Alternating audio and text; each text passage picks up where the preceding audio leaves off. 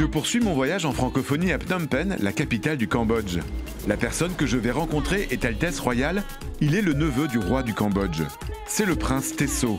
Il m'a donné rendez-vous dans les locaux d'Aquation, un tout nouveau complexe de bureaux éco-responsables sur les bords du Mekong qui accueille gracieusement son école.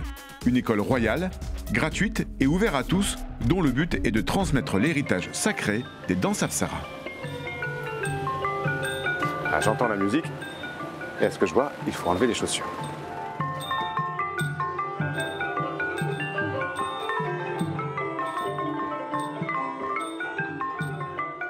La danse Apsara est une danse traditionnelle du royaume du Cambodge qui remonte au 7e siècle. Les Apsaras, qu'on appelait les danseuses célestes, se retrouvent sur les bas-reliefs des temples de la cité d'Angkor.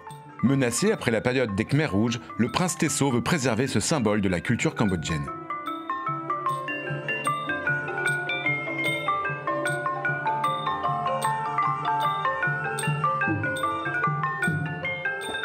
La spécificité du ballet royal, c'est que les rôles sont toujours tenus par des femmes.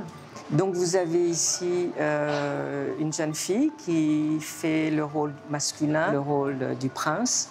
Ensuite, vous avez une jeune princesse. Vous avez cette jeune femme qui interprète le rôle du géant. Et puis, pour les garçons, il reste le rôle du singe et principalement celui de Hanuman. Prince, il y a quand même énormément de gestes. Oui, exactement. Dans les danses Apsara. Oui, oui. On en dénombre plusieurs milliers. C'est dans les 3000 apparemment. Mais ceux qui sont enseignés, c'est dans l'ordre de 200 à 300 seulement actuellement. Donc, on va vous montrer quelques gestes de base qui sont effectués en même temps. Mais vous verrez la différence entre le rôle de chacun. Donc ça, c'est le salut. En entrée en scène, on salue toujours le public.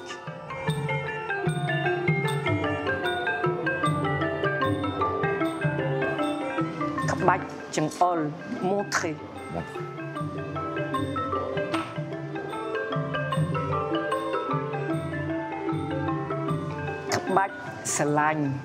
La tendresse.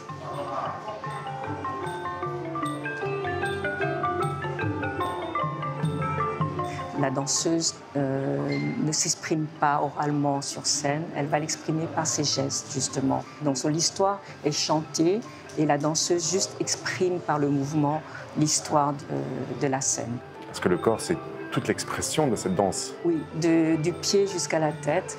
Même le bout des orteils du pied doivent être relevés à ce point, c'est-à-dire que tout est en torsion, en fait. Donc c'est tout le corps qui est en mouvement et c'est beaucoup de travail. Tesso et son équipe préparent le nouveau spectacle. Les costumes sont une partie essentielle des danses classiques Apsara. Chaque costume est taillé spécialement pour chacun des danseurs. Les costumes sont cousus à même le corps pour épouser les formes du corps. Voilà, c'est comme une seconde peau parce que en fait le mouvement, tu vois, comme il est très précis, très onctueux, il faut qu'on voit vraiment tous les mouvements de déhanchement du corps. Donc le costume est cousu sur le corps. On n'utilise pas de scratch, on n'utilise pas de boutons, on n'utilise rien du tout, que des techniques de couture.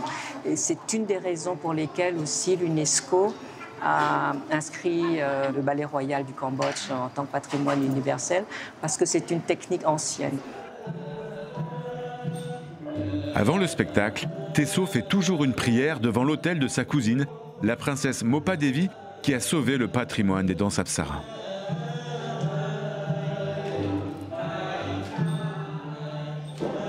Prince Tesso, quelle est la place de l'art de la danse Apsara dans l'histoire du Cambodge? C'est une place très importante pour les Cambodgiens, car c'est un art, une tradition qui nous est transmise depuis de nombreuses générations, depuis des millénaires. Donc les Cambodgiens y sont très, très attachés. Et c'est important de préserver ce patrimoine.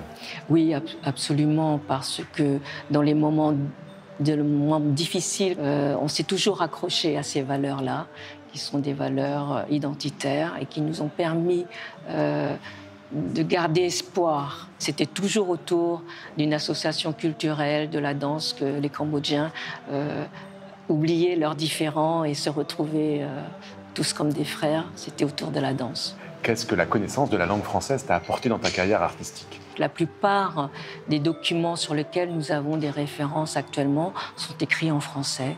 Donc le fait que je suis francophone m'a permis de lire tous ces documents et de mieux appréhender ce que fut notre patrimoine à cette époque et comment on peut le préserver pour les jeunes d'aujourd'hui. Okun, merci beaucoup. Prince Tesso. Okun, merci.